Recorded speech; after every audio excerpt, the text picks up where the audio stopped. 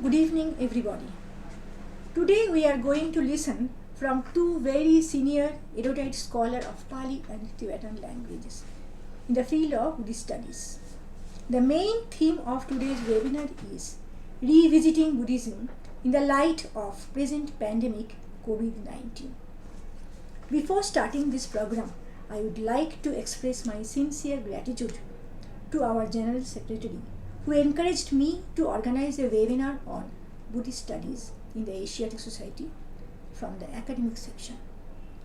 I am also expressing my heartfelt thanks to all of my colleagues, especially our administrative officer, Sri Arup Ratan Bagchi, and our system engineer, Sri Banibrato Bhattacharya, for helping me to organize this seminar, because without their help, it would never be possible. Now a question may arise, why Buddhist studies and what is its relation in present pandemic?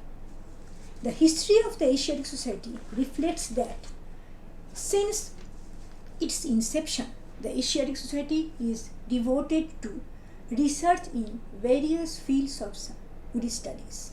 Many scholars of Pali, Sanskrit, Tibetan and Chinese Buddhist studies like Alexander Chomari Koroshi, John van Manen, Denison Ross, Raja Rajendralal Mitra, first Indian president of the Asiatic Society, Haraprasad Shastri, Sharat Chandra Das, Vidushekhar Bhattacharya, Nalinaksha Datta, Prabodh Chandra Bagchi, Professor Vishwanath Banerjee, who was the former president of the Asiatic Society, and the like were associated with this institute. Its results are reflected in the period of our prized publication of the society. Moreover, the history of the collection of rare to rarest manuscripts from Nepal, Tibet and China and other parts of the world by these scholars in 26 different languages and about 23 different scripts, including other documents, that I mean archival documents, made our library and museum a unique treasure house.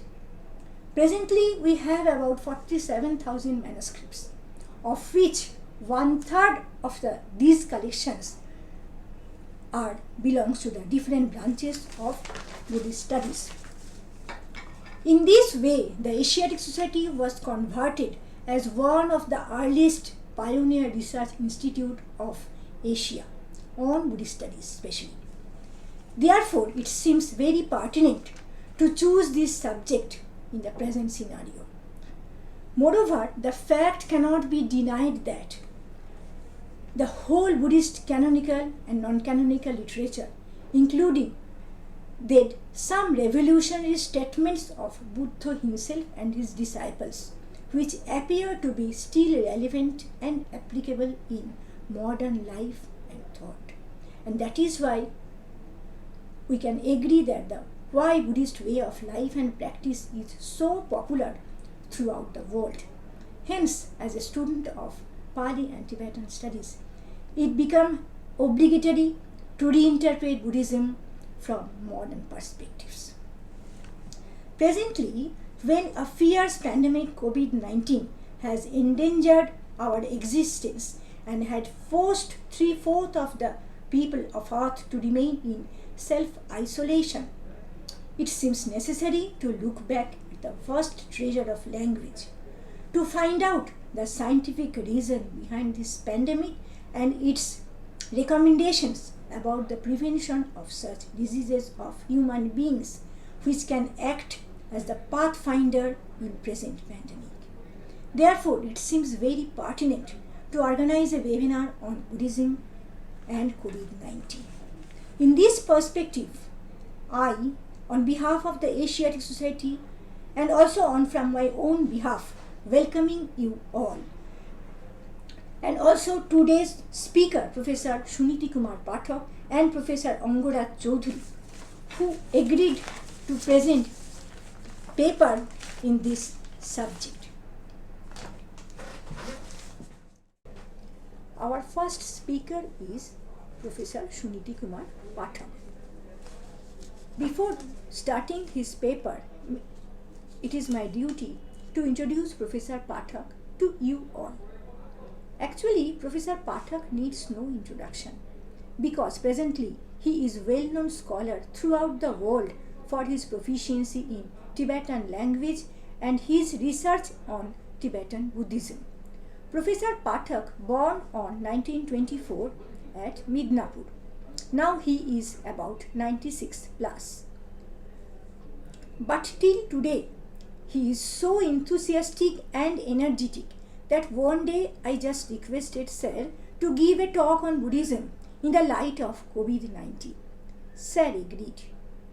Moreover, he loved the Asiatic Society so much with which he was associated for a long period. Still his student life as a researcher, then sometime as a senior fellow, then research professor, supervisor of the project on Bhotia studies and so on. So he is very happy to give a talk here. He was former professor of Indo-Tibetan Studies, Vishwabharati, and also worked as a dean of that university. Professor Pathak wrote a good number of books and papers on Buddhism and supervised many scholars for their research program on Tibetan studies. Professor Pathak was awarded with many medals, many awards and certificates of honor from learned institutions of India and abroad like Thailand, Paris, Ismail, Italy, Budapest, including the Asiatic Society Kolkata and Bongiyo Sahitya Parishad. The Asiatic Society awarded him Suniti Kumar Chatterjee Award for 2008, S.C. Chakraborty Memorial Award for 2016, and Bongiyo Sahitya Parishad awarded him Archana Chaudhary Memorial Award in 2017. He was awarded Presidential Award in 2017 for his contribution in Indian language. Today the topic of his lecture in this webinar is Revisiting Sri Kalochakra Tantra in the light of COVID-19. Before starting his lecture, I think it would not be exaggerated to say a few lines about the Kalochakra Tantra manuscript. It is one of the important Buddhist manuscripts preserved in the Museum of the Asiatic Society. Our former president, late Professor Vishwanath Banerjee, critically edited and collated this manuscript with the Tibetan version of the same entitled Sri Kalochakra Tantra Tika, which was published in the BI series of the Asiatic Society. Moreover, in 2013, the manuscript titled Loghu Kalochakra Tantrarajo Tika Bimalaprabha was included in the Memory of the World Register, UNESCO. Therefore, at present, the text is very important, not only in the Asiatic Society Kolkata, but throughout the world. Now may I request Professor Pathak to present his paper. Professor Pathak, please. Namo Buddha Divakaraya Namo Namo Nanta Jagannavaya Namo Namo Sakyanandanaya Namo Namo Gautama Chandimaya. I bow down to the Buddha who is like the sun in the firmament. I bow down to the Gautama Buddha who is moonlight, bright and shining. Our topic is revisiting the Buddhist Sri Kalochakra Tantra in the light of the present pandemic COVID-19.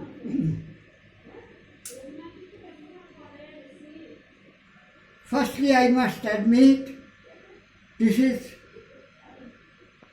a subjective study. What I personally understand,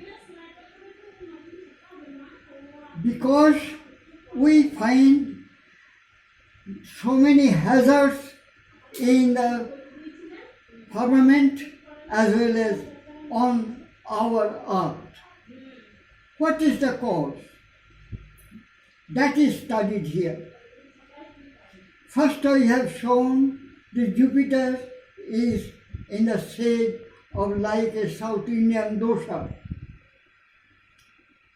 Next, we find that the California forests have been burning by wildfire. Lastly, I bring it to notice as declared by the NASA that our Earth magnet is cracking. What are the reasons? May we think over it? Let us see our solar family. I mean our solar family.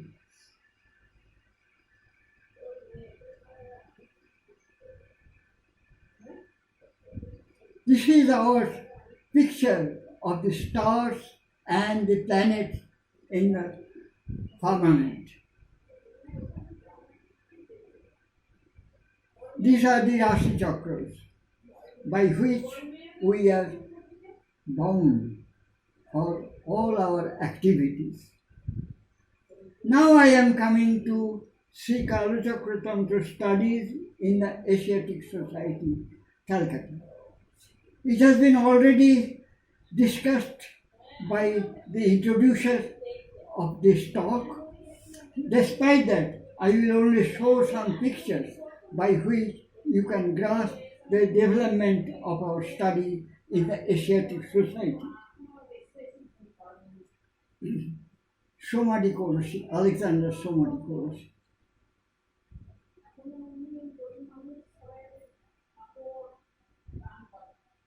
Russian scholar George Diroidik, the translator of the Blue Annals from the Dekte Nongpo in Tibetan, published by Asiatic Society. We find the complete text of the Kalachakra Tantra from our manuscript section of the Asiatic Society, edited by Vishwanath Banerjee.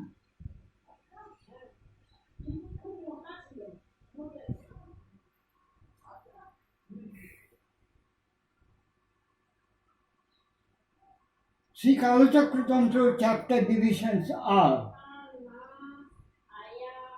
Lokodhatu Patolo,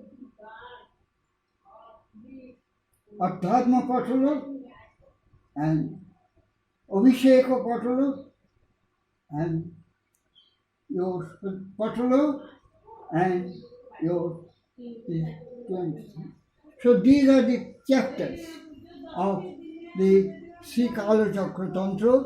Here we shall only restrict to our only Lokodhatu Patala. In this connection, I must bring it to notice the text, the collection of articles published from the Asiatic Society, Buddha and Buddhism, edited by Vishwanath Banerjee.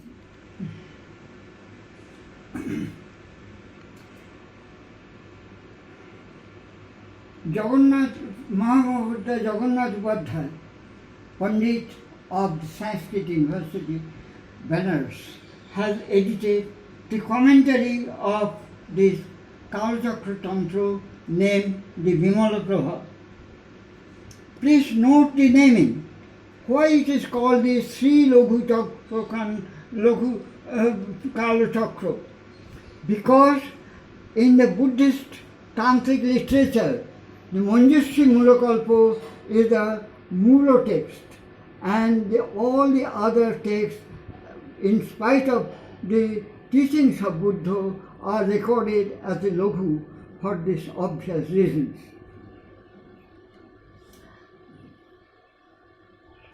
Sri Jagannath Upadhyaya, Pandit Jagannath Upadhyaya, has a legacy of the tantric studies.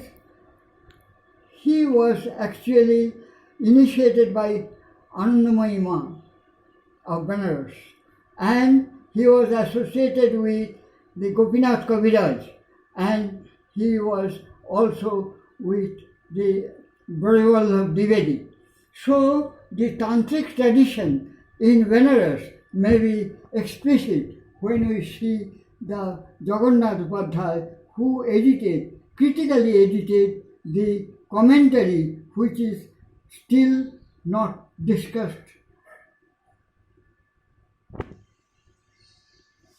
One of the major problems of Kalachakra study is that it was not deliberated in the soil of India. Although there are 2 or 3 traditions are there, I am not going to all these details. We know that when Buddha was in the South India for deliberating his doctrine of Tantra, then he was deliberated this. Another tradition says, no, on the very first night of this Bodhi attainment, he deliberated this. However, whatsoever may be, we find in a commentary it was deliberated in the Shambhala. Where is Shambhala? That is yet a question. According to the textual study, we find that Shambhala was somewhat in eastern Iran. So we must see how Buddhism went from India to Iran, by which route, that I have shown here. Next I am coming to the question of the spread of Buddhism after post-Menander period from east to west and different dimensions. Now let us see the Iranian linguistic history so that we can grasp that how did Kalachakra Tantra could develop among the Khotanese, particularly with the Sogdiana people. There is a Soko. Khotanese and Sogdiana languages were spoken in the lands of Khotan and Sogdiana and Greek-Bactrians and Greco-Bactrians, and the Buddhist thought accepted the Buddha.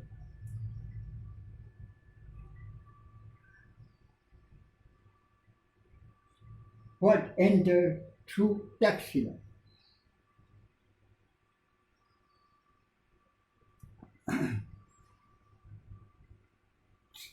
Buddhism in Iran may be identified with the 3 evidences, like the Sinkor inscription of the Bacillus Soter of the Menandras in India and East Iranian about 2000 BCE to 600 CE. Then Xuanzang records corroborate, and the Sogdiana and Parthian language trends of the post-Menander Greeks induced Buddhism in Eastern Khoatans and the Sogdians. And lastly, the inhabitants of the olden coins of the Buddha. Many things. Shambhala was in Iran.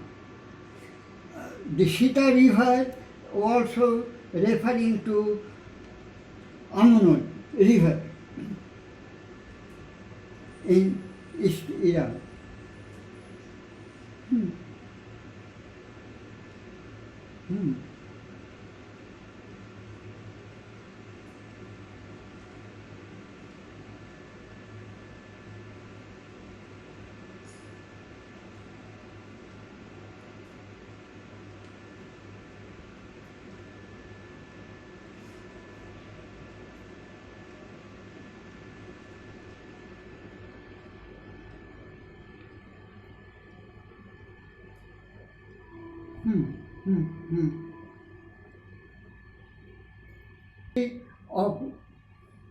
Iran speaks in the 4 stages since the Greco-Bactrian up to the Turkish Arabian Turkish language. The stages are in this way we have done.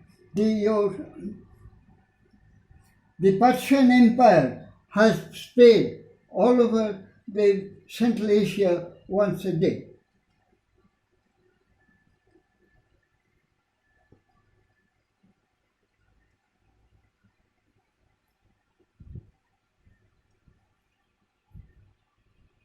So we can, in brief, we can say that the Sinkot inscription also speaks about this Menandras and India and East Asia about 2nd century BC. And the Xuanzang's records corroborate that. And lastly, we can see the Sogdians and Parthian language tendencies also refer to the post-Menander Greeks introduced the Buddhism in the Eastern Othonians and the Sogdians. So old coins with the Buddha image speak that the impact of Buddhism in Iran.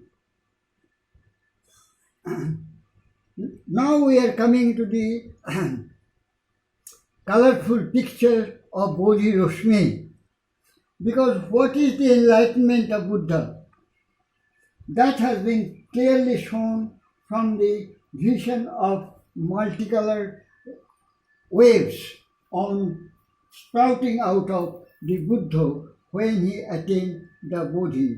So this Bodhi Roshmi speaks that the whole universe with multicolors have been in the enlightenment of Buddha.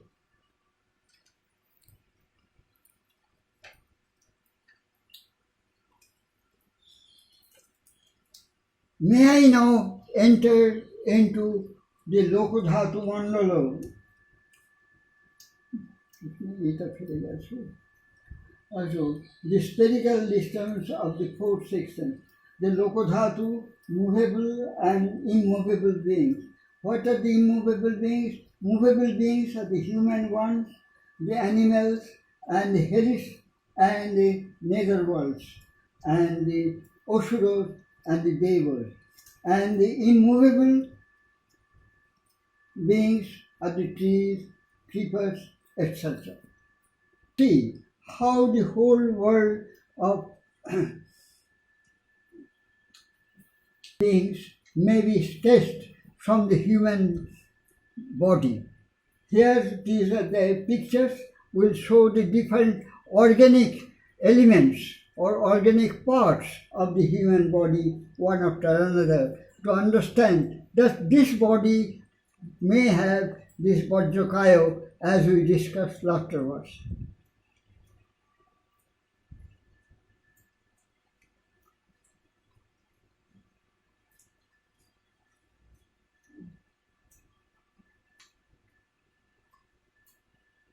একটু কম করা যাবে না?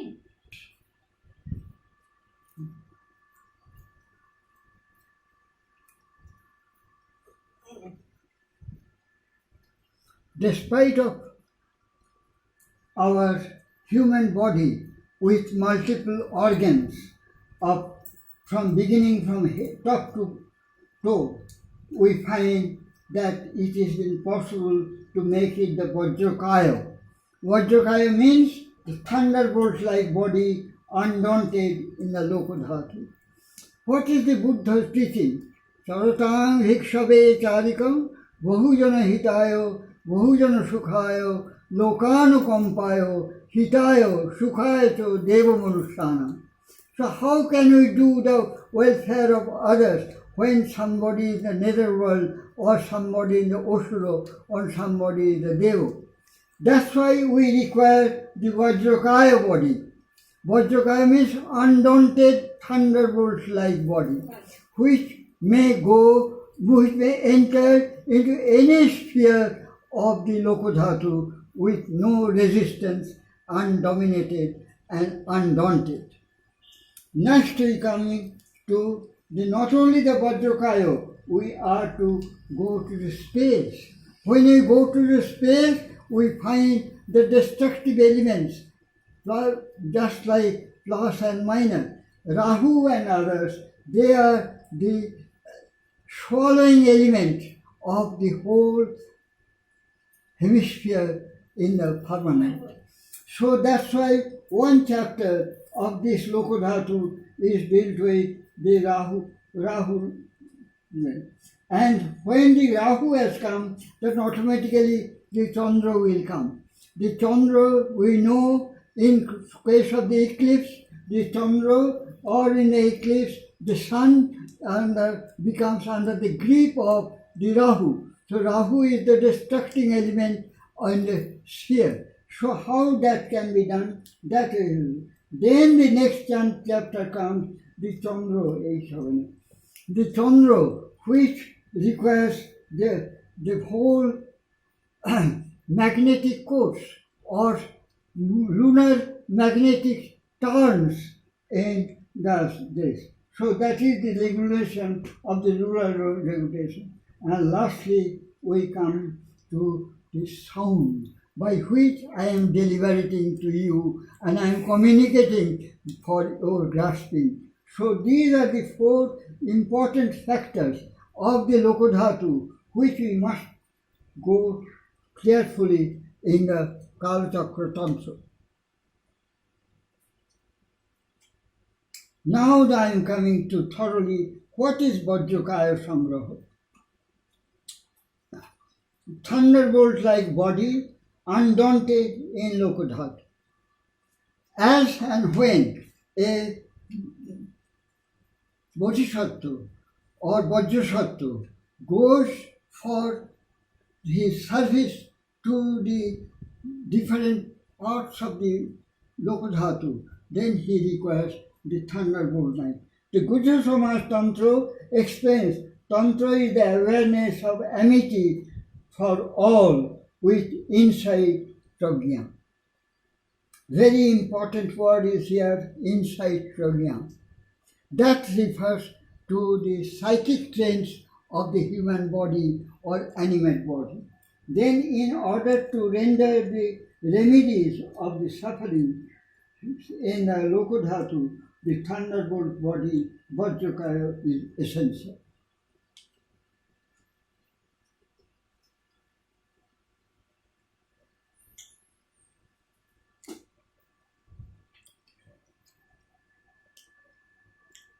Yoga in developing on the insight prajna. Without the prajna, the Vajrakaya Yoga cannot come. In the yoga practice, what is prajna? Prajna refers to the abhijna, experiences, yathabhuta jnana darsana, the actual grasping of the thing, what occurs, and lastly, it is the unification with the prajna. That is, the practitioner becomes a upaya, onward march to the attainment of prajna, the insight. Now we come to this Chitta Dharmaka Yoga, the unification of the psychic pluralities. In the Abhidhamma text, in the whole Buddhism, there are only the elucidations of the multiple particle factors, beginning from the Pratitya Samutpaya Yoga with the 10 or 12 stages of development. We find that the analytic statement of this Chitta Dharma. And then we come to the Bhaksambhoga Yoga, the universal spending of the efficiency of the safeguarding of the service. And then we come to the Kaya Nirvana Yoga. So these are the four practices of the yoga practices which are required for this properly grasping the speech and its margins in the body and the source of origin from the human body. In the human body, we can get all the sounds and sono molecules in our gland. The solar molecules are the important factor of the mantra. Now you will find how the Rahu is playing on this game, and this how it is in grasped and how it is in rehearsed. Then Chandradi Vishwa mantra, and this your Chandrakola refers to the way in relation to the sun and the vocal organs, and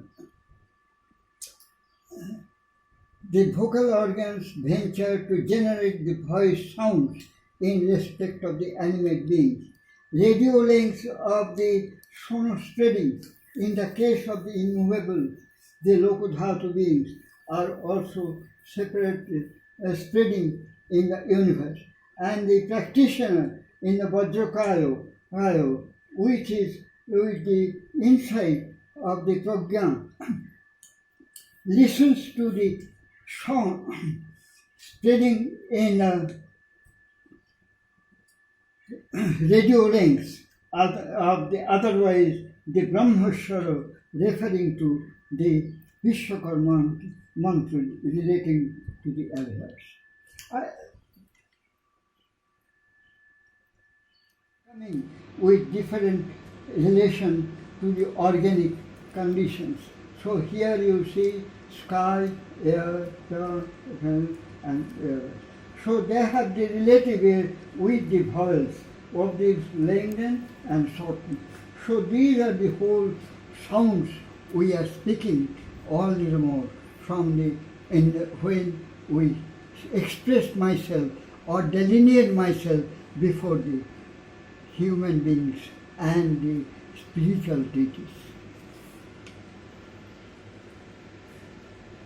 Now we are coming to the last. What is Kala Chakra? It is actually the Evam Sadhana. When the Evam Sadhana is there, A is a word, a letter. A is a letter, O and E becomes there. So this is not one, this is combined. And one is also U and O. So these the whole vowel treatments are giving the whole Hakshamala Varayum. Hakshamala Varayum. Hakshamala Varayum is not only the problem, or rather better to say problems, are caused on the solar earth itself. Methinks, subject to correction, that our sun is dying. Our sun means there are several suns in the firmament. In the firmament, our solar system has been already explained to you. We belong to our solar family, in which the Earth, Jupiter and Mars and others all are related to the Sun, including the Moon. Under these circumstances, COVID-19 is caused due to the problems in the solar family itself, including the Sun. The Kalachakra Tantra actually pointed out that in the Lokodhatu does not mean the human beings and others. Even the solar system, including the solar members of the family, are all included in the Lokodhatu. The reference of the Loko is a very wide term. It is not only distributed in the 6 categories as the Shastras made. Physiology, particularly in the astronomy, when we enter, then we find that our solar family is more wide and wider and maybe widest. However, COVID-19 is not only the problem of our Earth having these continents and others.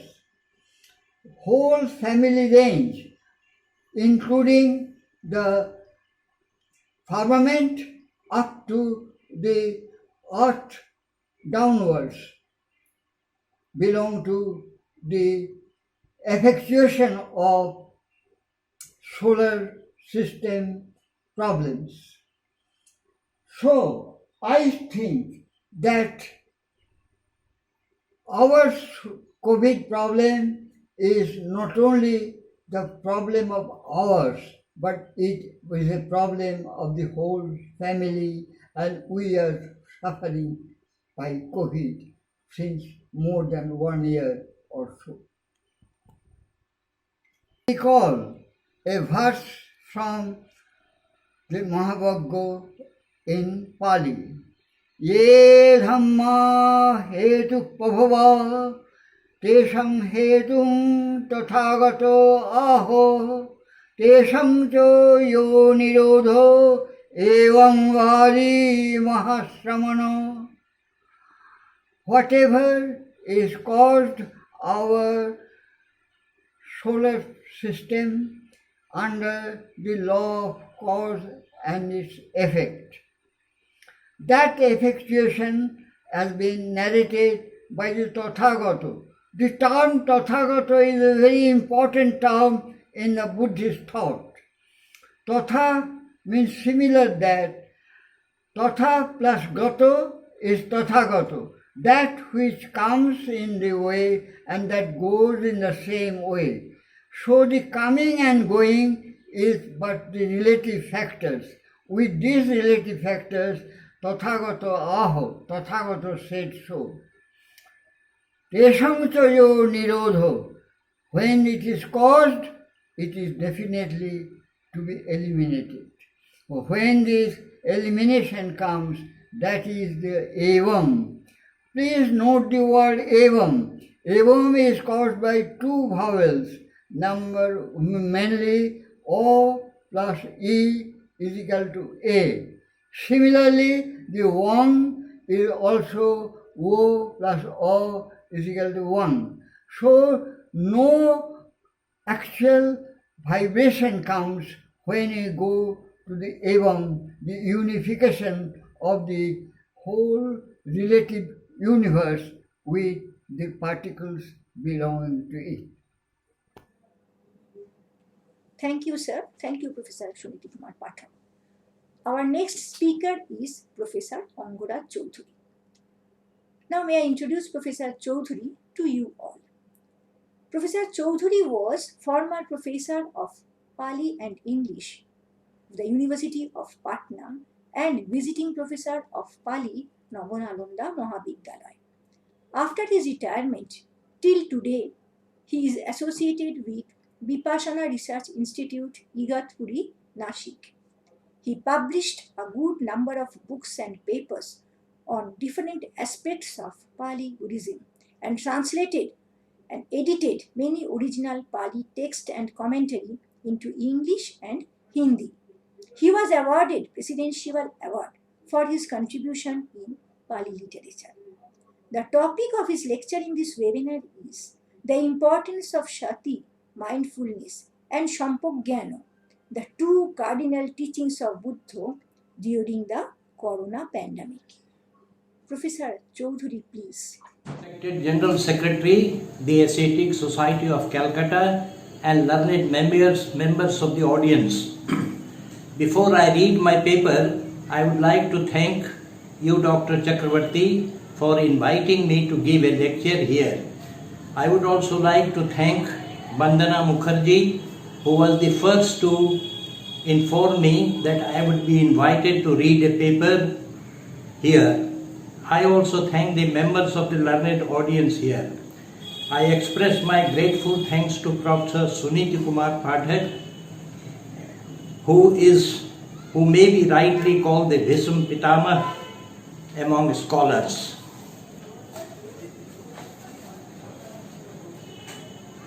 The topic of my lecture is the importance of sati and sampajanya, the two cardinal teachings of the Buddha during corona pandemic or COVID-19. I call them cardinal because they play a great role in practicing the teachings of the Buddha. One cannot walk on the Noble Eightfold Path without being mindful, and one cannot develop detachment and keep oneself from the cravings for all attractive things without developing right knowledge. That is sampajanya. Sampajanya, in fact, is right knowledge, a knowledge born out of the experience that everything is impermanent, nothing is permanent here. Of the two, the first one is sati, mindfulness, which is of two kinds, namely miccha sati and samma sati. The second one is always born out of right knowledge, and right knowledge can be acquired only by becoming virtuous, that is by observing moral precepts, sila. Mindfulness, as I said above, can be both right and wrong. In the context of the Buddha's teachings, samma sati is to be developed. Miccha sati has no role here to play because unless one lives a moral life, one cannot attain right concentration of mind, samma samadhi, and cannot attain pragya, and unless one attains pragya, experiential knowledge, one cannot be free from suffering. But even miccha sati or ordinary mindfulness is important in ordinary day-to-day life. It is mindfulness, although not right from the ethical point of view, which makes one an achiever. Without mindfulness, one cannot achieve perfection. A carpenter has to be mindful to do his woodwork well. A blacksmith has to be mindful, otherwise he may hurt himself by hitting hammer on the other hand. A student has to be mindful to do well in his studies. A soldier must be mindful to fire his gun at his enemy. A shooter must be mindful to aim at the target. Even a thief has to be very mindful to steal someone's property in the night. So the importance of even miccha sati cannot be denied. But the Buddha always talks of samma sati, not of miccha sati. He regards right mindfulness, samma sati, as one of the 7 factors of enlightenment, bodhi anga.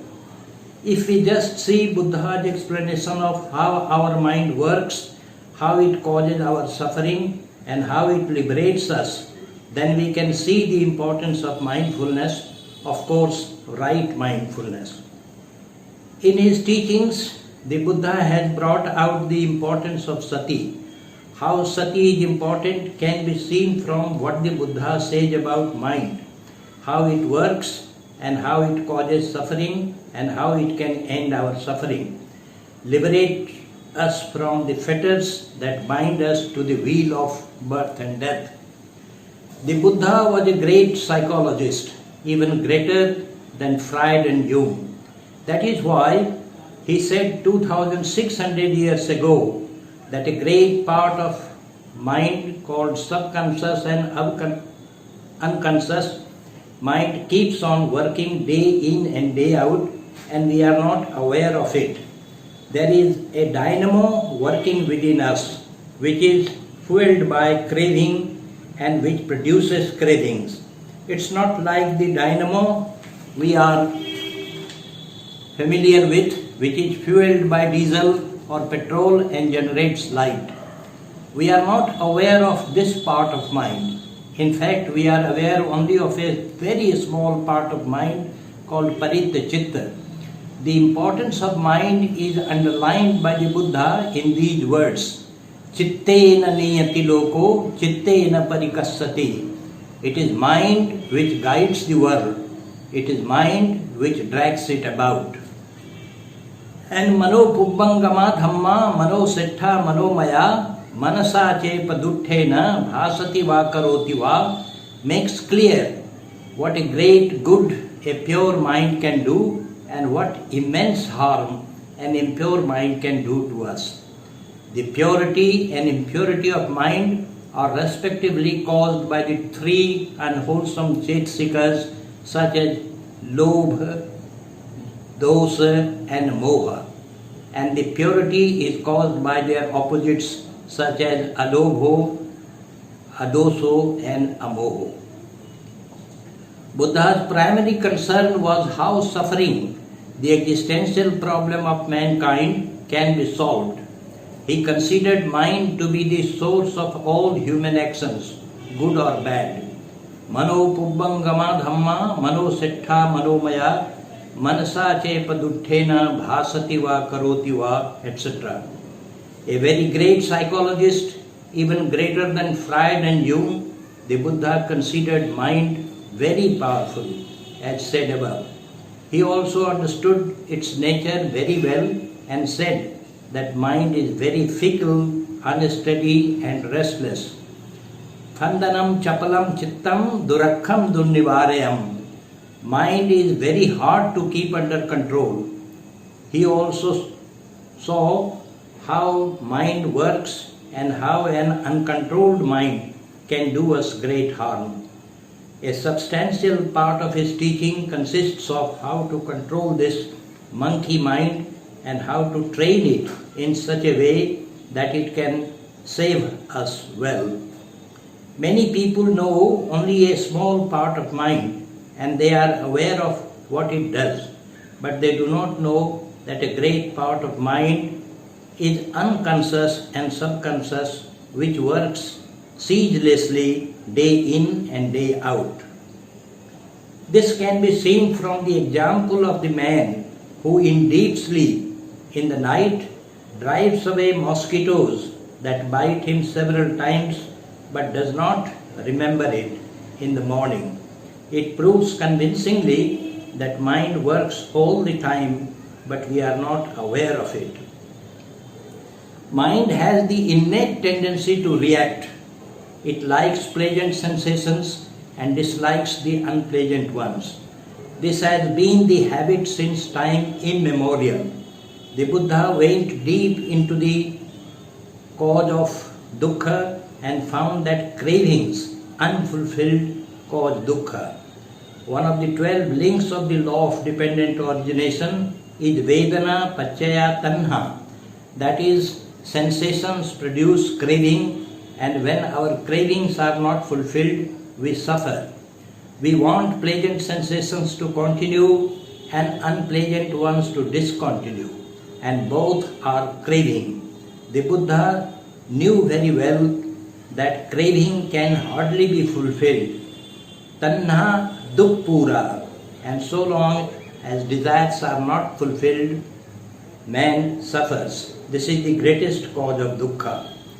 The Buddha also clearly saw that the habit of liking pleasant sensations and not liking the unpleasant ones formed in ignorance since time immemorial is responsible for our suffering. How to break this habit was the question of all questions before him. He went further deep into mind and analyzed its working. If one knows how mind works and finds out its mechanism, then one can also find out the mechanism of how it can be stopped working. The Buddha explained that mind has 4 parts. The first part is vijnana, perception. The second is sangya, recognition. The third is feeling, pleasant or unpleasant sensations, when one recognizes something as pleasant or unpleasant respectively. This is technically known as Vedana, which is of 3 kinds, pleasant, unpleasant and neutral. The 4th part of mind reacts to these sensations. It wants pleasant sensations to continue and unpleasant ones to discontinue. This is sankhara. In both the cases, there is craving. Because of our inborn habit, since time immemorial, we develop craving for pleasant sensations to continue and unpleasant ones to discontinue. and as said above, craving is hard to fulfill. Tanha dukh pura. As a result, we suffer and suffer endlessly, and the cycle of suffering continues till our cravings do not end.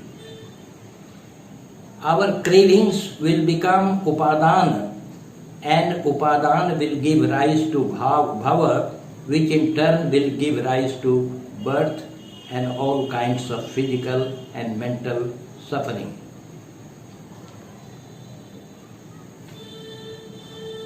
How to stop this cycle of birth and death? This was $1 million question before the Buddha. One of the ways is to be aware of the working of the subconscious mind with mindfulness, that is sati. If we cultivate mindfulness, much of our suffering can end. Explaining appamad, which means mindfulness, the Buddha said, appamado amata padam, pamado machuno padam. The heedful do not die, the heedless are like unto the death. The Buddha had learned the highest arupavachar dhyana, and he saw that a concentrated mind can be attentive and mindful and can't be distracted by objects from outside, however beautiful and pleasant they may be. That is why he said, Ma nimitta gahi hohi, man vyanjan gahi hohi. That is, do not grasp at the sign of an object nor at its features. But can one do so without cultivating and developing mindfulness? Our sense organs such as eye, ear, nose, tongue, touch, etc. frequently come in contact with their respective objects such as form, sound, odor, taste, tactile objects, and hence pleasant or unpleasant sensations arise. If one is mindful, such sensations may arise but will not multiply. His mindfulness will not let him increase his quantum of craving, and consequently the quantum of suffering will be less. Suffering will be considerably diminished, although not altogether annihilated. Annihilation of suffering is possible by cultivating sampajanya, which means true knowledge. What is this true knowledge? The true knowledge is that all objects of the world are impermanent. The mindfulness that comes after downing of the knowledge is right mindfulness.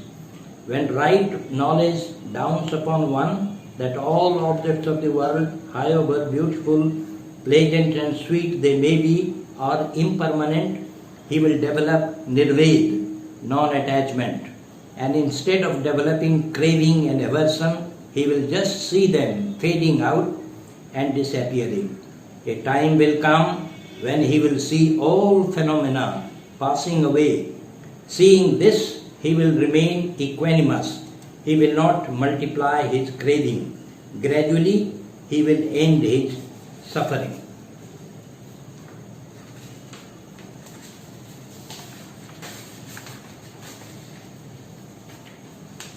Buddha's sati and sampajanya have ethical and moral foundation.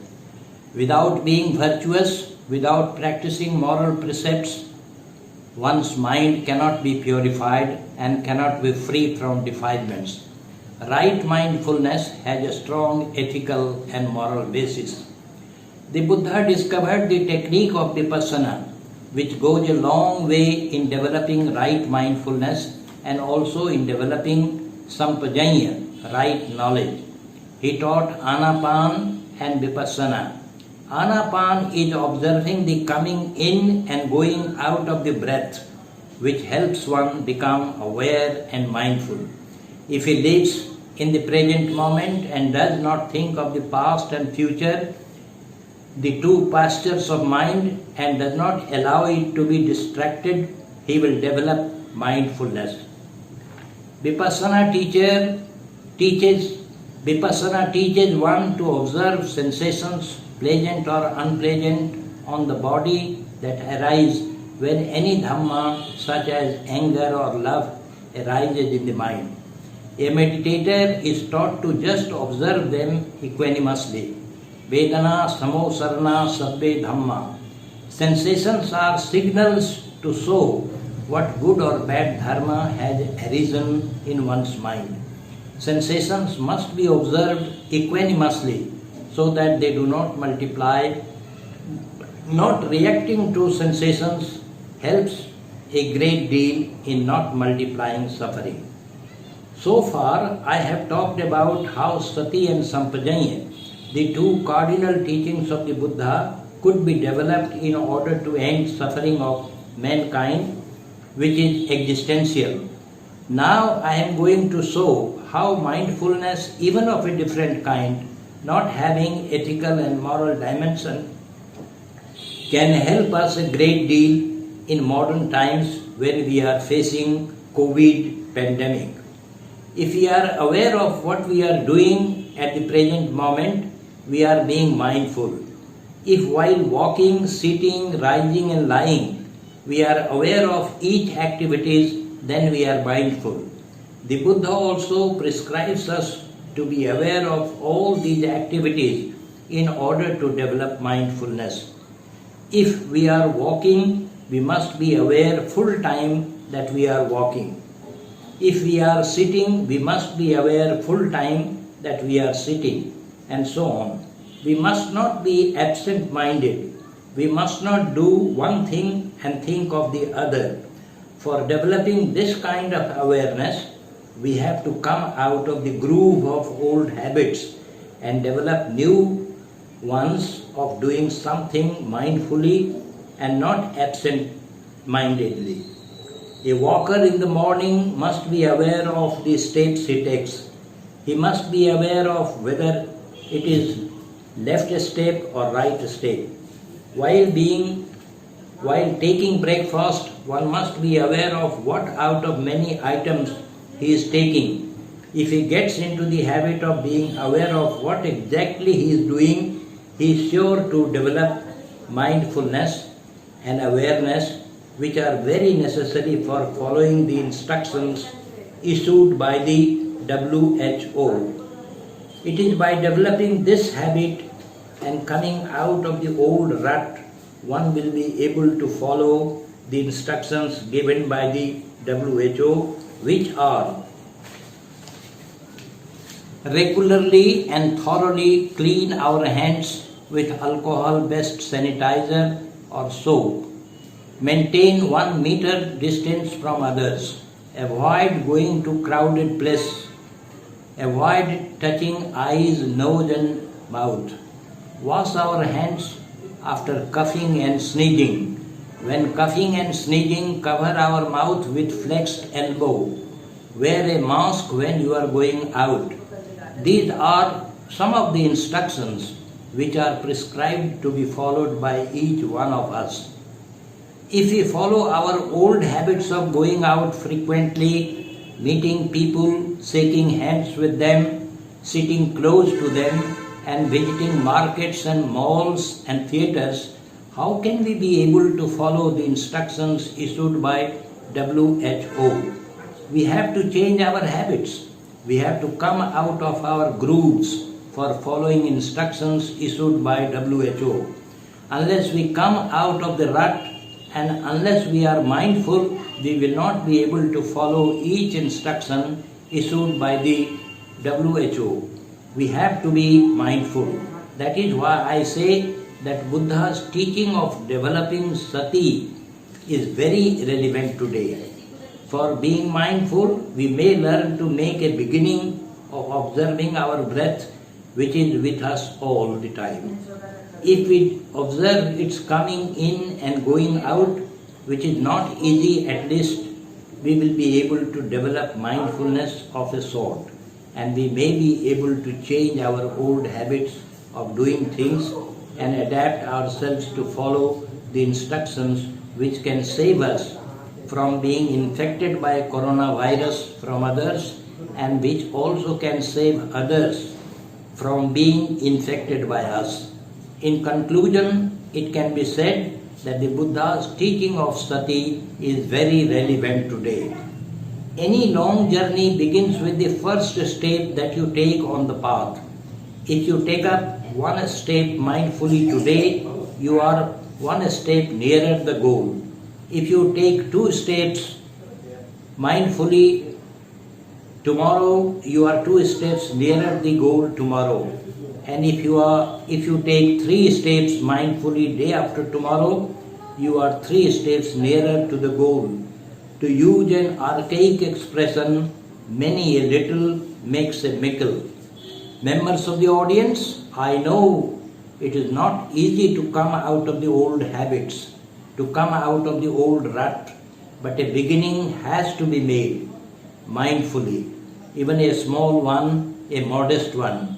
I am sure you will succeed in your efforts in coming out of the old habits and will be able to follow instructions issued by the WHO and defeat coronavirus. Thank you.